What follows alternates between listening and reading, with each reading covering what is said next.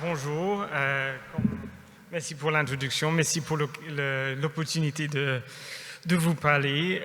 Vous entendez tout de suite peut-être que je suis anglais, ce qui veut dire que s'il y a des questions de compréhension, n'hésitez pas à me demander.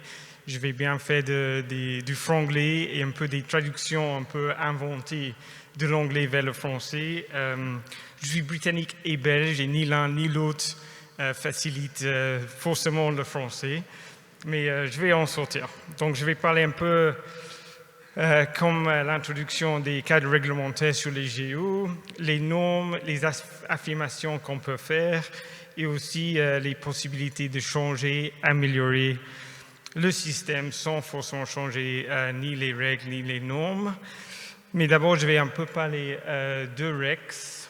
Donc nous sommes une association des entreprises qui achètent et vendent l'énergie renouvelable sur base des GO. Nous avons 125 membres, surtout à l'Europe. Donc nous avons une centrée sur l'Europe, mais avec une perspective globale. Donc on a des membres en dehors d'Europe. Et la plupart de nos membres sont les négociants qui facilitent les marchés. Et évidemment, nous luttons contre le changement climatique par une accélération des énergies renouvelables. Donc, si vous voulez plus d'informations sur REX, n'hésitez pas. Pour nos membres, si vous êtes déjà ou si vous voulez devenir membre de REX, vous pouvez bénéficier de plusieurs choses. Donc, nous faisons des recherches, nous publions des papiers de recherche et les membres ont un accès exclusif à ça.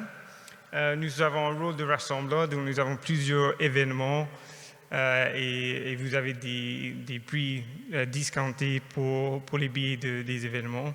Je vais en parler à la fin. Et aussi, nous avons des groupes de travail. Donc, en tant que membre, vous pouvez participer et surtout former les opinions, les positions de REX. Ça, c'est les 4 thèmes principaux que je vais aborder.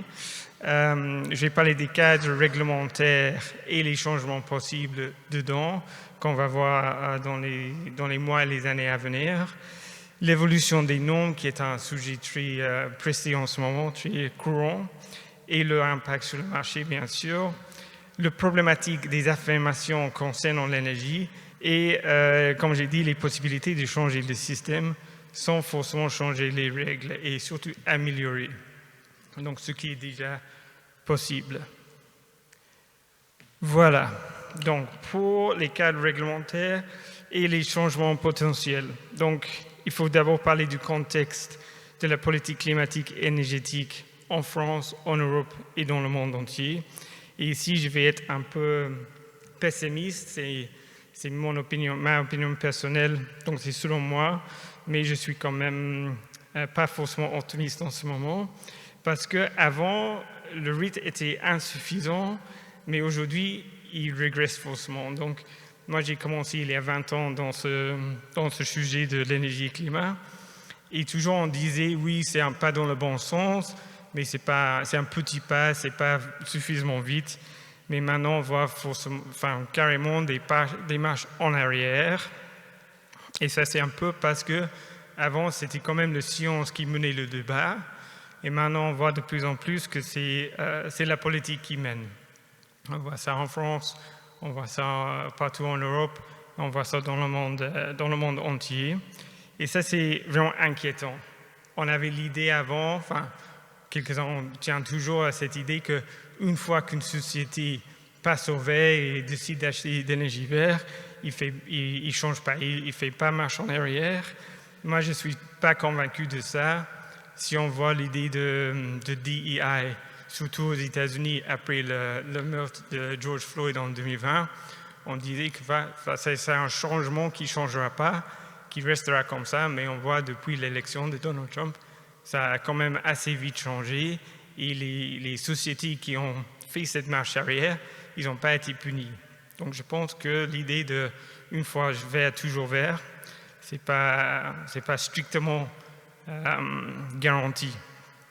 Mais on peut toujours gagner sur le plan économique. Donc on voit maintenant que le coût actuel mondial d'électricité renouvelable, c'est le moins cher de tous. Donc c'est à 35 à 45 dollars par mégawattheure. Et on a besoin que ça soit le cas parce que pour achever les goals, les atteintes dont on a, il faut investir comme 1,4 trillion de dollars chaque an. Donc il faut vraiment utiliser tous les moyens dont on a, y inclut les GEO. Donc pour l'application et la consolidation des règles actuelles, on a le RED 3, le Renewable Energy Directive, le troisième, qui a entré en vigueur le 21 mai 2025. Donc ça devrait être une bonne chose parce qu'il y a des bonnes choses dedans pour les GEO. Malheureusement, en juillet, la Commission européenne a envoyé des notifications formelles à tous les États membres, sauf le Danemark, disant que l'application, l'introduction en loi nationale n'a pas été bien faite. Donc, ça va prendre du temps. On parle toujours d'un Europe 4, de Bruxelles qui dirige tous, mais en fait, ce n'est pas du tout le cas. Les États membres ont beaucoup de pouvoir pour diriger les choses chez eux et à Bruxelles. Et comme vous voyez, ce n'est pas toujours parce qu'il y a une loi européenne que c'est mis en place dans chaque pays État membre de l'Union.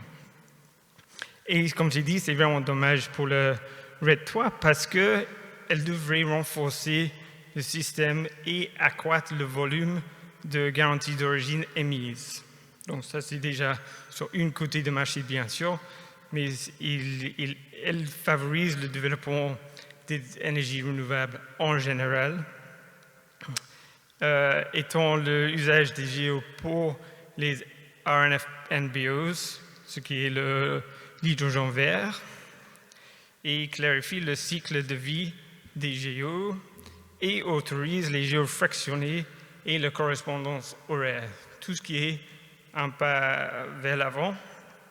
La dernière, peut-être pas, on va en parler, mais quand même, elle privilège un système évolué des GEO.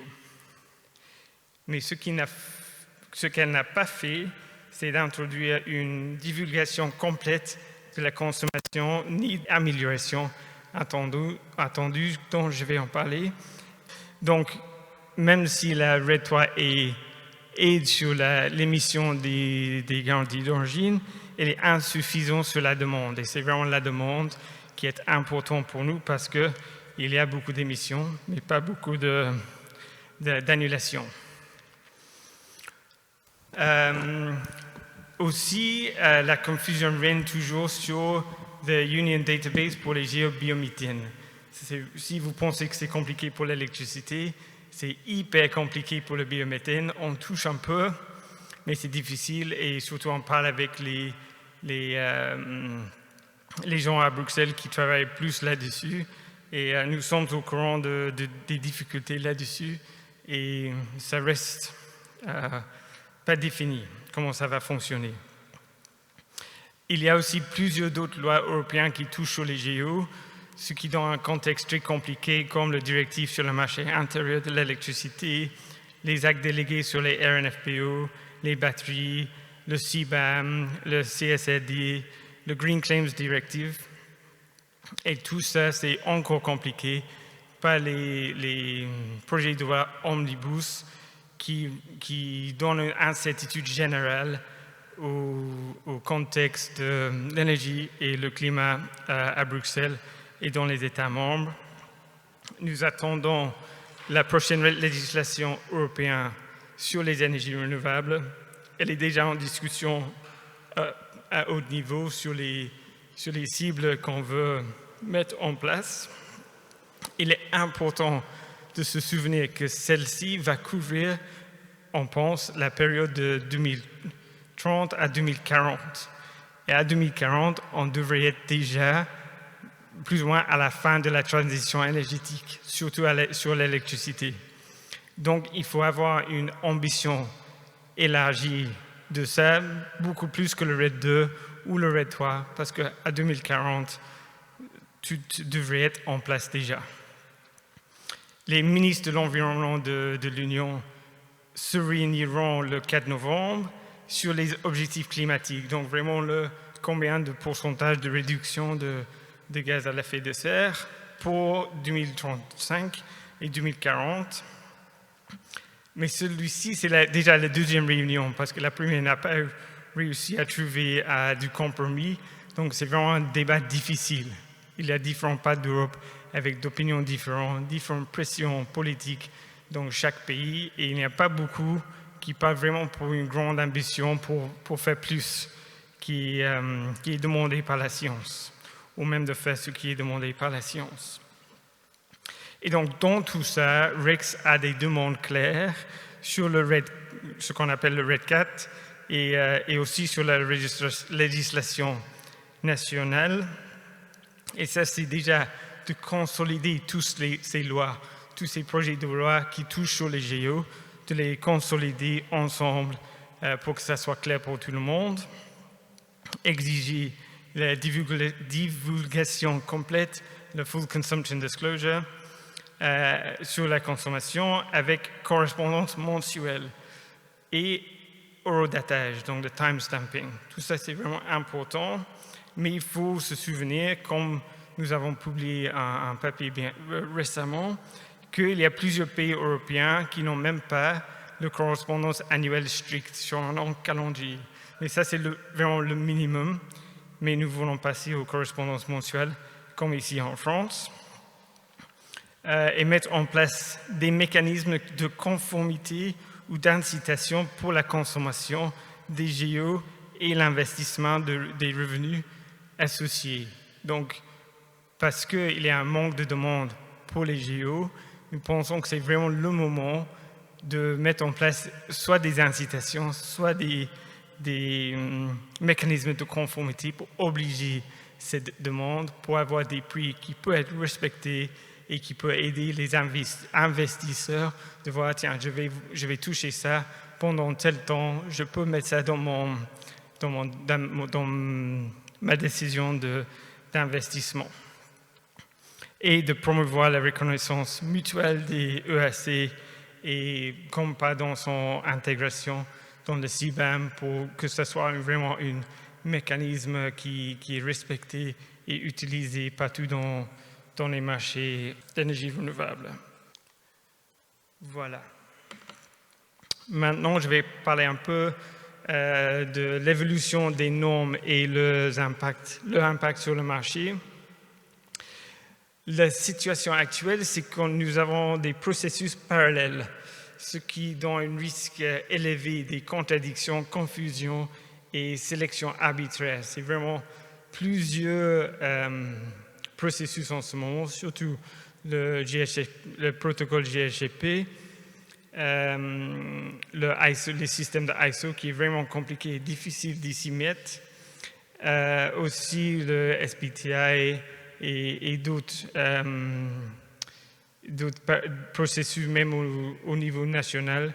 Je ne suis pas tout à fait au courant de ce qui se passe en France, mais il y a souvent des normes et des régimes nationaux qui compliquent encore le système des opérateurs dans chaque pays. Et nous savons que les normes qui divergent, qui sont différentes, peuvent créer des frictions importantes pour les entreprises, surtout ceux qui travaillent à l'échelle mondiale ou régionale. Donc nous voulons vraiment une bonne harmonisation de tous ces normes. Ce qui peut aider avec ça, c'est la collaboration qui est annoncée entre le GHGP et la ISO, surtout inclusion sur le scope 2. Ça peut vraiment aider. Si ces deux ils se sont mis ensemble, ils vont publier des normes ensemble. Ça veut dire que ça va vraiment diriger les marchés. Ça va être le norme que tout le monde utilise et qui est référencié dans les lois nationales, les lois européennes. Ce qui est une bonne chose si les normes sont bonnes. Si les normes sont mauvaises, ça va être difficile. Donc, parce que ça va vraiment dicter ce qui va se passer. Dans les débats sur ces normes, il y a des menaces et des opportunités comme toujours. C'est un débat vif et dynamique. Il y a beaucoup d'opinions différentes. Mais nous devons, je pense, rappeler que pour le moment, il s'agit des marchés volontaires. Donc, il n'y a pas d'obligation sur personne ou aucune société à acheter l'énergie renouvelable parmi les EAC. Et donc, c'est des marchés volontaires qui, comme j'ai dit, souffrent d'un manque de demande. Donc, c'est vraiment important de tenir ça en tête.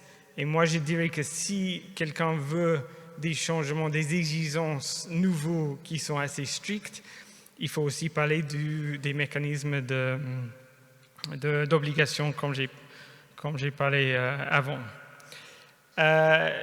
Pour l'instant, nous voyons des exigences trop strictes ou assez strictes et trop prématurées concernant surtout la correspondance horaire et le potentiel de livraison dans la localité dans laquelle on consomme l'électricité. On va voir si c'est vraiment le cas, je vais en parler un peu dans quelques minutes.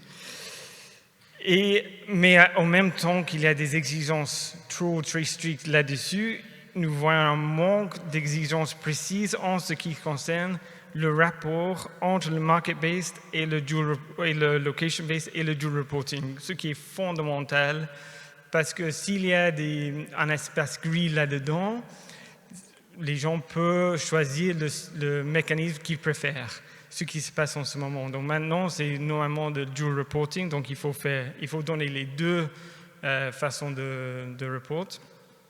Mais souvent, une société choisit soit l'un, soit l'autre. Et ça, c'est problématique parce que là, on voit des différents moyens, des différents numéros, c'est difficile à comparer. Donc là, il faut vraiment être hyper clair. Pour nous, nous voulons que ça soit le market-based system qui mène. Si on veut mettre un numéro de location-based, on peut faire ça de niveau indicatif, mais c'est vraiment le numéro market-based de ce qu'on achète qui est important pour les raisons dont je vais nommer plus tard. Et nous avons, comme j'ai dit, un papier là-dessus sur la correspondance annuelle et les systèmes de marché de l'électricité et sur toutes les normes qui sont en ce moment, tous les deux ont publié dans les dernières semaines, donc ils sont à jour et importants à lire, je pense. Il clarifie ces deux papiers de REX, ce que nous demandons sur les normes de EAC. Et la première chose, c'est à dire que c'est vraiment des processus qui nécessitent beaucoup d'efforts et chacun doit contribuer dès maintenant. Ce n'est pas facile de s'y mettre. Yvan peut parler un peu dans son expérience en France, de se mettre dans le groupe miroir de ISO et le nombre le volume des réunions dans lesquelles il faut assister. Ils sont sur l'horaire mondial, donc ça peut être des États-Unis à Japon. Donc si on est ici en Europe, on a des heures de travail un peu différentes. Mais il faut que vous êtes dans le marché, il faut s'y mettre parce que sinon le marché peut changer beaucoup sans que vous avez exprimé votre avis et que ça soit tenu en compte.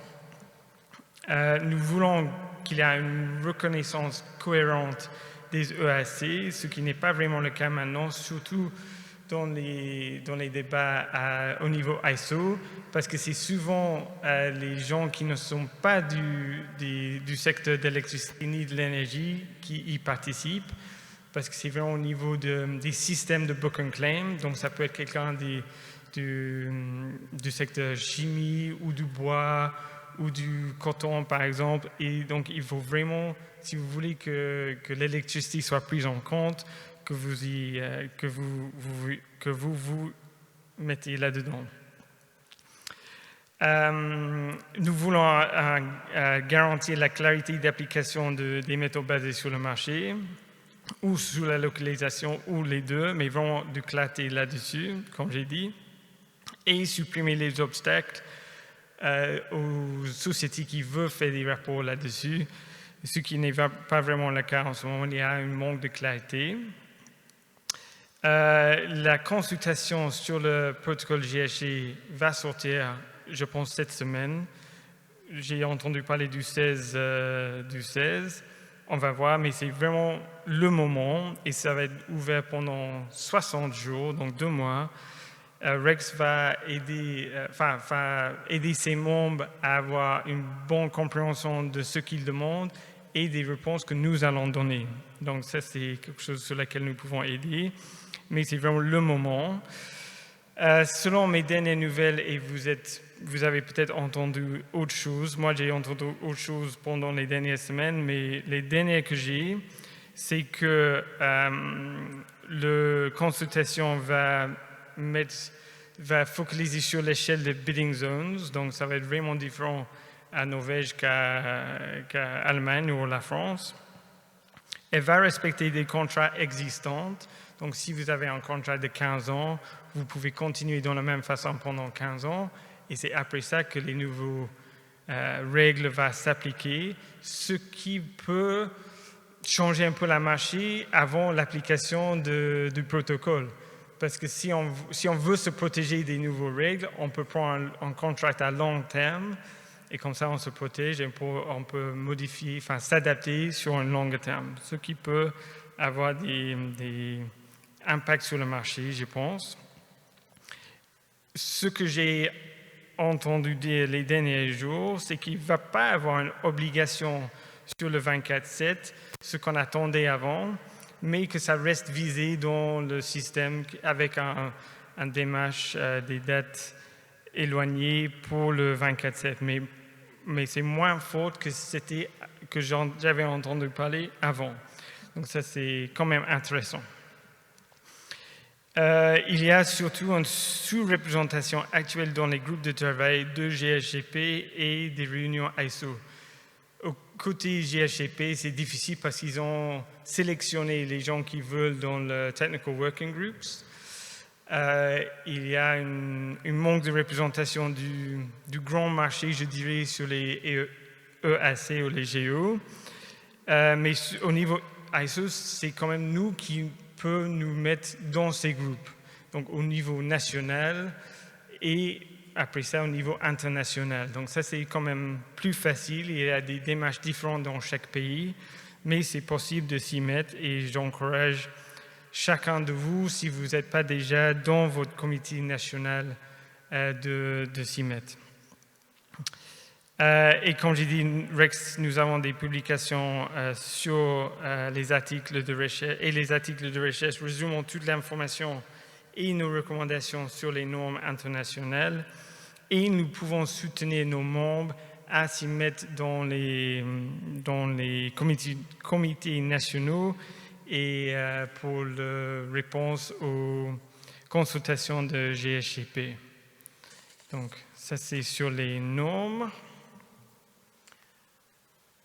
Et pourquoi est-ce qu'on a ces normes? C'est un peu parce que les informations sur la consommation de l'énergie sont les moins réglées dans le marché. Donc, l'émission des certificats est bien réglée, les transferts, les négociations là-dessus sont très réglées, mais les affirmations ne sont pas.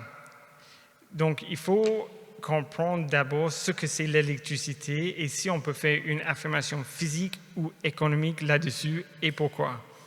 Donc, vous êtes sûrement au courant, mais ce n'est pas le cas pour tout le monde, que l'électricité est le transfert d'énergie via champ électromagnétique. Ce n'est pas comme l'eau qui coule dans le tuyau de point A à point B, c'est plutôt comme un vague d'eau qui transporte l'énergie dans l'eau sans déplacer l'eau lui-même. Donc ça veut dire qu'il ne peut pas être tracé dans le réseau. C'est impossible de le faire. Yvan va beaucoup plus en parler que moi.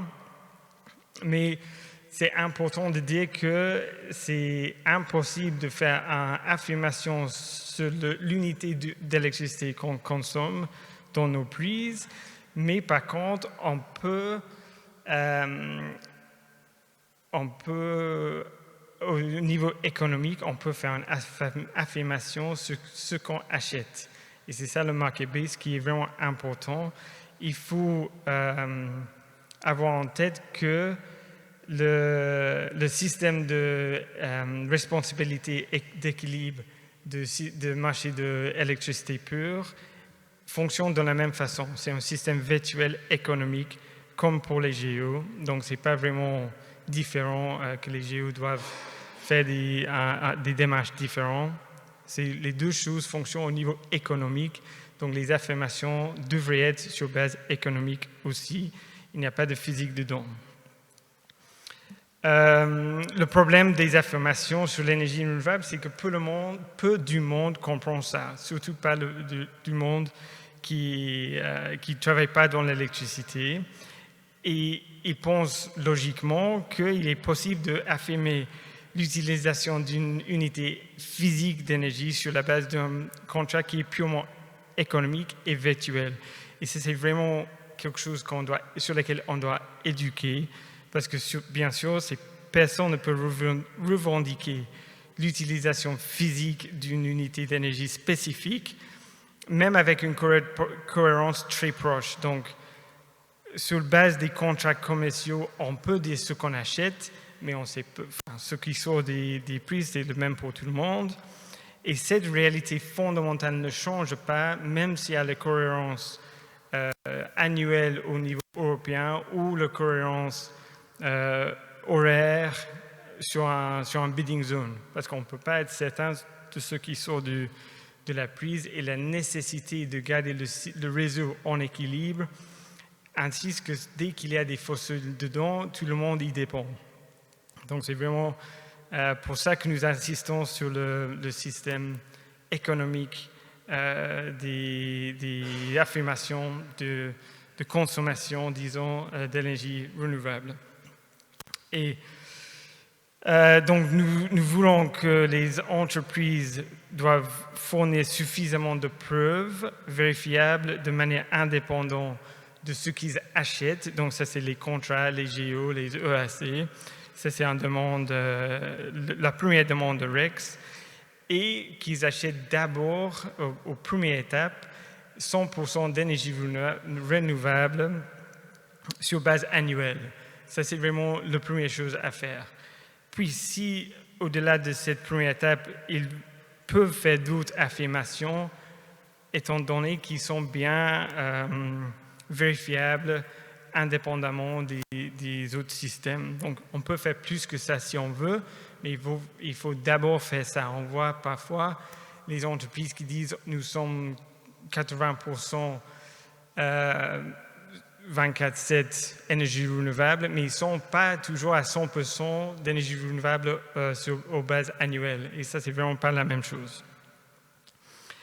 Nous voulons soutenir les gouvernements qui mettent en place des périodes de déclaration mensuelles comme ici en France. Mais comme j'ai dit avant, d'abord, il faut qu'il soit strict annual matching dans les cohérences calendrier annuel, ce qui n'est pas le cas dans tous les pays en ce moment. Mais nous insistons d'abord sur ça et puis les périodes mensuelles. Et que les entreprises utilisent les mécanismes de divulgation respectés comme le CDP, RE100, SPTA et tout ça, parce que les affirmations restent peu réglées, la partie moins réglée du marché, et une entreprise peut dire plus ou moins ce qu'il veut. Et ça nuit contre la confiance que les gens peuvent avoir dans le système en général. Et voilà, qu'est-ce qu'on peut changer dans le système sans changer les règles?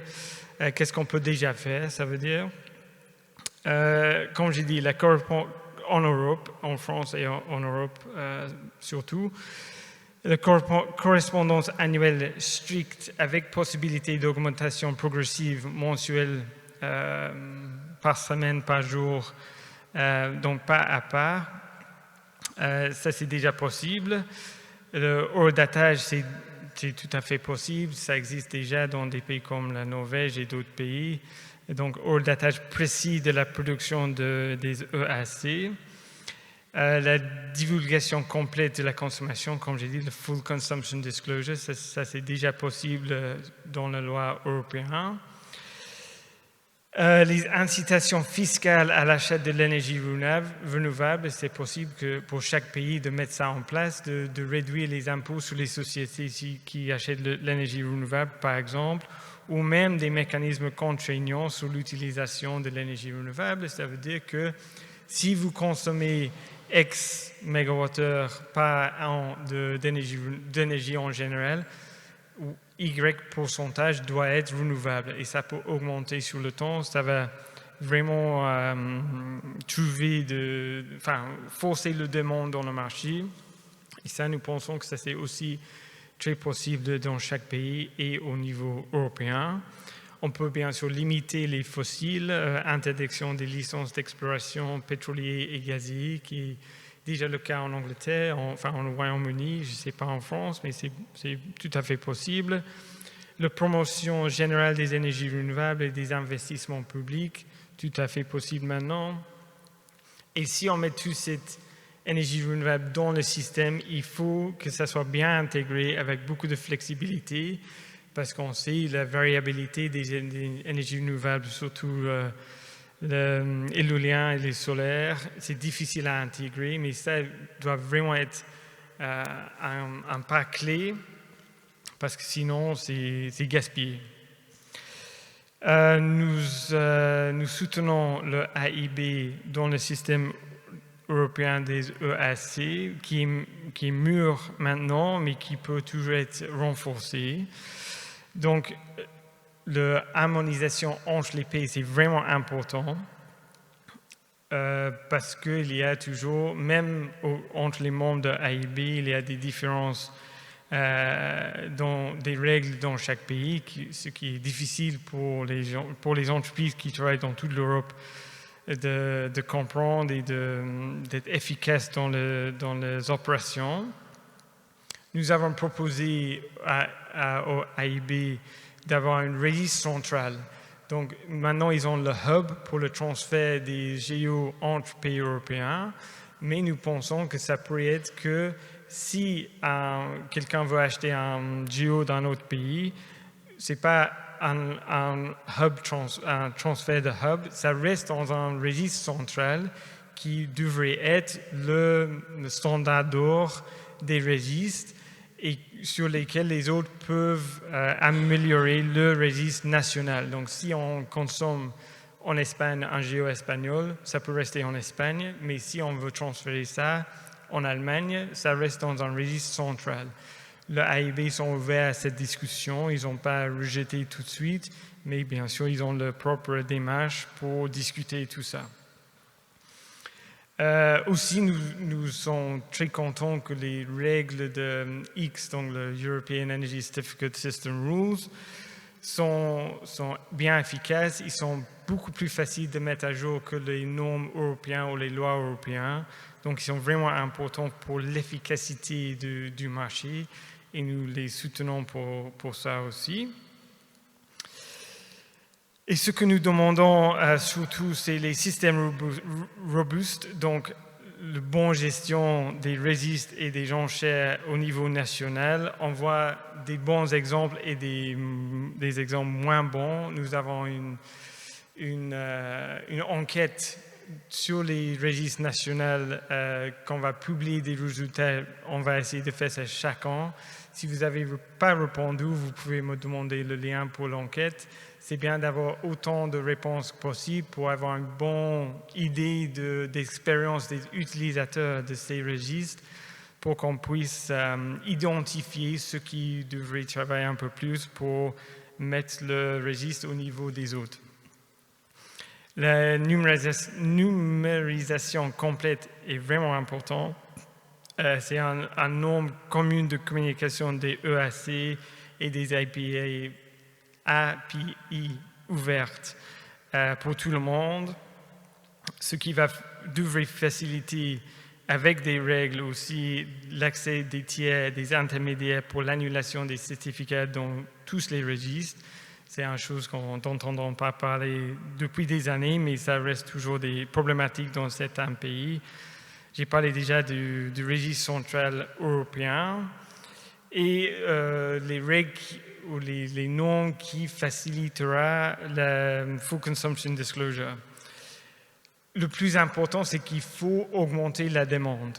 Si on n'a pas la demande, les prix resteront hyper bas, pas des prix qu'on peut respecter dans le marché. Et surtout, ceux qui investissent dans les nouveaux énergies renouvelables ne peuvent pas dire que pendant telle année, je vais toucher ça pour mes GEO, qui est du profit pur. Hein. Ça coûte presque rien d'obtenir les certificats. Donc, un certificat à 2 €, 3 €, ça ne semble pas hyper cher, mais ça peut être 5 à 10% du prix de l'électricité. Donc, ce n'est pas pour rien. Et si on peut dire qu'on va toucher ça pendant quelques années, on peut vraiment mettre ça dans la calculation de ce qu'on va, où on va investir pour les énergies renouvelables. Donc, c'est vraiment la demande sur laquelle nous travaillons et j'espère que ça a été bien communiqué jusqu'à maintenant. Donc, j'ai touché sur tous ces sujets. Si vous avez des questions, je pense qu'on a un moment pour les poser maintenant. À un moment, vous avez parlé des annulations de géo et aussi, du coup, il faut les émettre. Mais si on a des petites centrales solaires sur des grosses centrales hydrauliques, on ne voit pas trop de défauts parce que si on a par exemple 1000 MWh de production, 1000,1 MWh, on aura 1000 géo. Mais par exemple, si on a plein de petites centrales solaires qui produisent par exemple 1,9 MWh, et ben en fait ce 0,9 on ne l'a pas en géo, on n'aura qu'une géo. Mais si on a un client qui va consommer 0,1 MWh, on va devoir lui annuler une géo entière. Et du coup, je trouve qu'on manque de granularité sur ces petits moyens de production. Et c'est un peu compliqué du coup parfois d'annuler des géos pour des tout petits clients ou de proposer du renouvelable. Nous par exemple sur les tout petits clients, on va sur des segments C5 par exemple, on ne va pas forcément proposer de renouvelable parce que ça ferait trop d'annulations pour pas assez de consommation. Oui, c'est un sujet sur lequel je n'ai pas entendu parler beaucoup. Peut-être il y a des négociants qui peuvent répondre là-dessus, mais c'est clair qu'il y a des segments du marché qu'on peut aider pour aider la demande en général, mais c'est quand même le grand marché qu'il faut surtout protéger. Moi, c'est ça ma première réflexion, mais je ne sais pas, Daniel qui est sur le conseil d'administration de REX, donc elle peut parler avec son chapeau REX aussi que Merci Adam. Non, mais pour ce problème-là, c'est un problème qu'il faut adresser avec le registre, parce que notamment en Suisse, nous on a les garanties d'origine qui sont émises pour chaque kilowattheure. Et donc nous, on peut en fournir à 7000,42 kWh aux clients et on n'a pas besoin du 24/7 pour ça. Et en plus, on a les full disclosure, ça marche très bien, les clients comprennent bien. Donc c'est une question qu'il faut adresser avec le registre. Peut-être Blaise peut dire quelque chose à propos de ça. Bonjour, donc déjà il y a la loi qui empêche pour l'instant de faire ça, la loi française, donc il faudrait la modifier pour pouvoir justement arriver à ce mégawattheure près. C'est pas quelque chose qui n'est pas faisable, c'est-à-dire qu'avec le nouveau registre, on peut très bien avoir des virgules. Et puis aussi, quand vous fournissez à vos clients, vous pouvez les agréger. Ça dépend si vous êtes fournisseur ou courtier, etc. Mais vous pouvez très bien agréger une totalité de vos clients quand vous n'avez pas besoin forcément la nécessité d'avoir une attestation d'utilisation pour un industriel spécifique. Donc vous n'êtes pas obligé de faire. Par contre, c'est plus compliqué pour l'autoconsommation, parce que là, on est sur quelque chose de plus complexe, où c'est des petits volumes, des petites installations, et c'est un autre domaine, il y en a beaucoup plus, ça va complètement changer l'infrastructure du registre, parce que quand vous regardez le nombre des installations individuelles, vous en avez plus de 100 000, je pense, sur le territoire français, et le registre actuellement, il a 30 000 centrales. voilà, ça c'est juste pour l'autoconsommation, mais sinon ce que vous avez évoqué, c'était faisable d'agréger en OC5 quand vous l'expliquez. Ok. Très bien. D'autres questions? Si j'ai bien compris, les géos, en fait, chaque pays a fait un petit peu sa tambouille pour l'instant sur les pas. Donc, certains pays ne sont même pas au pas annuel, en France, on est au pas mensuel. Quid de nos voisins finalement les plus proches, les Allemands, les Belges, les Suisses, qui est à quel pas finalement, à quel point c'est divers en Europe? Donc, c'est la France qui fait, au niveau de la loi, qui fait le correspondance mensuelle qui est le plus granulaire en ce moment. Les pays qui ne font même pas l'annuel, c'est dans notre papier de recherche qu'on vient de publier. Je peux vite voir et vous dire après. Je pense que le pays qui est le plus enthousiaste pour encore plus de granularité que le niveau mensuel, c'est le Danemark. On va voir s'ils s'en sortent pour mettre en place un système de 24/7 parallèle de celui des GO du mégawattheure. Mais c'est depuis les dernières années, c'est eux qui sont les plus enthousiastes, je dirais. Merci beaucoup déjà pour rappeler tout ce contexte réglementaire, bien qu'on parle d'un marché volontaire, donc ça, la distinction était assez importante. Moi, je pense qu'il est important aussi de souligner que les propriétaires de ce type de schéma de certification, ce sont bien les États membres. Voilà, donc ça, je pense que c'est assez important. Et j'ai beaucoup apprécié votre définition de l'électricité. En effet, c'est comme ça que ça se passe. C'est un transport d'énergie, c'est pas un transport de matière. Ce qui fait que en fait, c'est la seule chose qui peut être vraiment suivie à la trace. On peut discuter pendant la pause, mais pour la suivre, on applique le même principe que les courants porteurs. Donc, si on veut, on peut. Merci.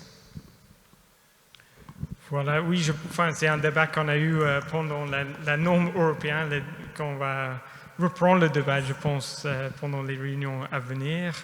Mais il y a des lois européennes et l'implication au niveau national, et les normes sont un peu entre les deux. C'est un peu un cas spécifique sur cette norme 16325, qui est la norme européenne sur les garanties d'origine, parce que c'est cité dans la loi européenne. Donc, on ne va pas se mettre d'accord maintenant, mais la loi européenne dit que les États membres doivent suivre cette norme. Et ce qu'on met dans la norme, ça touche tout de suite, est-ce qu'on fait la législation par la norme, ce qui est un point difficile dont on va continuer à débattre, j'en suis sûr, dans le futur. Du coup, est-ce que vous pensez qu'on est loin du coup de l'unification des règles en Europe, ou est-ce qu'on va le voir par exemple avant la fin de la décennie, ou ça c'est plus loin? Je pense que ça touche. Je suis britannique, donc je comprends bien les difficultés avec l'harmonisation européenne. Je trouve que ça tourne dans le mauvais sens. Même à Bruxelles, on met de plus en plus de préférences aux préférences nationales, quoi. Et donc, on est vraiment vite au niveau plus bas d'ambition et pas le niveau le plus haut. Et ça c'est